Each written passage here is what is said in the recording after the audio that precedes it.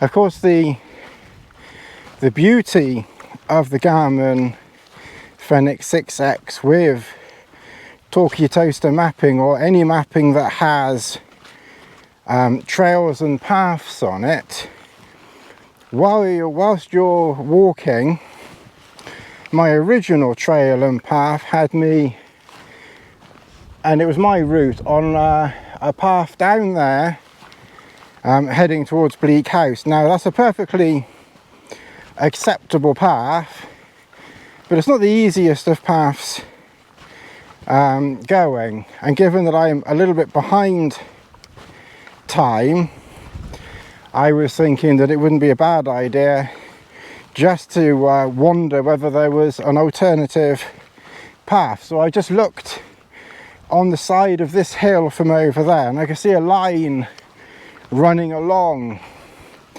and I thought, hey up, that's a line that looks like a path. Let's have a look at my watch. And indeed, using the topo mapping, I could see that there is indeed a path that comes along here, just as my eyes were telling me, confirming what I was hoping. So rather than taking a left-hand turn down there, I came along this path. Of course, the watch was telling me I was going off course, but that's fine. It doesn't matter. It doesn't matter if I go off course on my own route, because I know where I am, I know what I'm doing, and I'm just using the route I put into the watch as a rough guide, so I know I'm going in approximately the right direction. This page is brilliant. It tells you whether you're off course for following a route, it tells you your speed and how far you've got still to go. I tend to use straight lines anyway, so they don't necessarily follow paths exactly. It's more a straight line between this point and the next point, and how I kind of get there is whatever I find on the ground, or just have a quick look at the watch, and the mapping on the watch usually shows a path. That would have been useful earlier, wouldn't it? Right, well, we're just above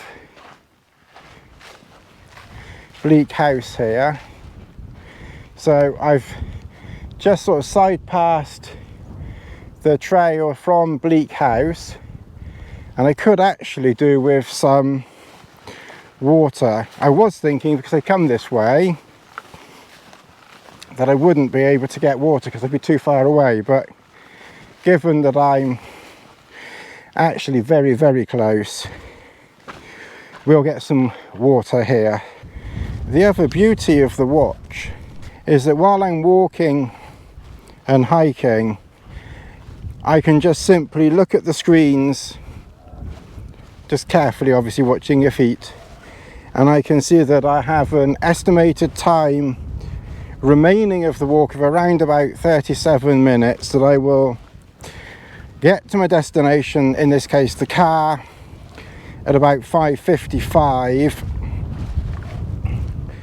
and that I've got just under 1.5 kilometers to go. So all of that information is on one screen. I can then scroll down, which effectively, because that was the last one, is effectively going right to the very top. And then the top one, the very first screen that I have, is quite useful. I've got them laid out so that they're in some sort of sense. The first screen is telling me my heading, in other words, with a red indicator saying you're slightly off course. The next one down is telling me my current speed. I quite like to know how fast I'm going at any one point. And then the next one down is telling me how far I have left to go.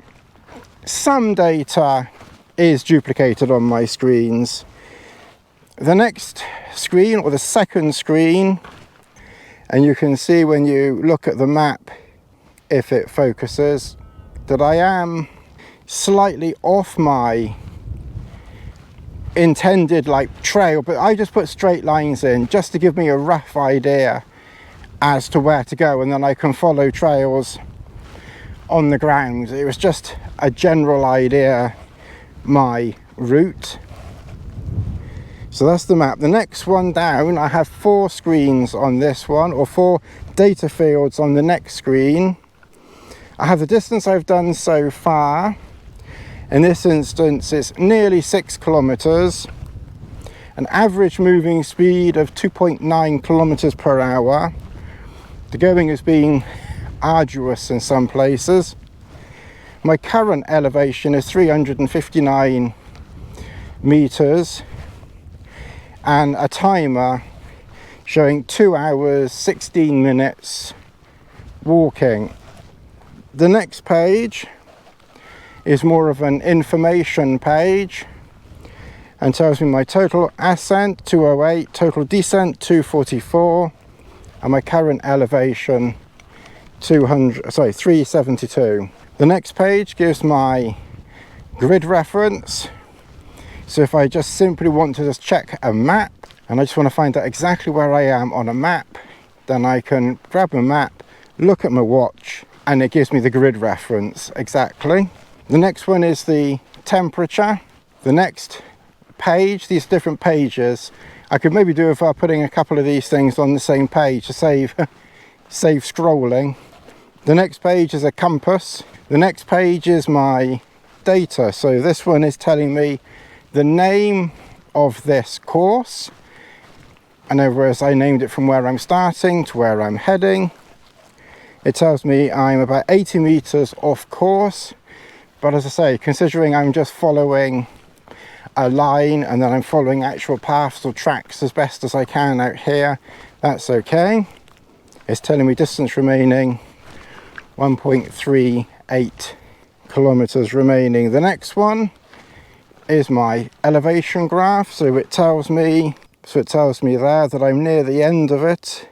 So it would have taken around about 3 hours, just on around about 3 hours to do this course. I gave myself 2 hours. I knew it would take longer than that. I wouldn't have been surprised if it had been there 3, which is what it actually turned out to be. So that's just a quick sort of going through the data fields as we are walking and talking from the Fenix 6X. As I mentioned before, it really is worth getting if you like the outdoors and you like technology. Like I said, it tracks everything, tracks your sleep, tracks your day, tracks your activities. It'll track any activity you do. If you're into skiing or golf, it'll help you on golf courses, and it gives you all the ski resorts. So, you know, it does a lot more besides just coming around here. Hopefully you enjoyed this unusual but hopefully informative update on the Fenix 6X. Please like the video, subscribe, and I will see you again in the near future. Thanks for watching.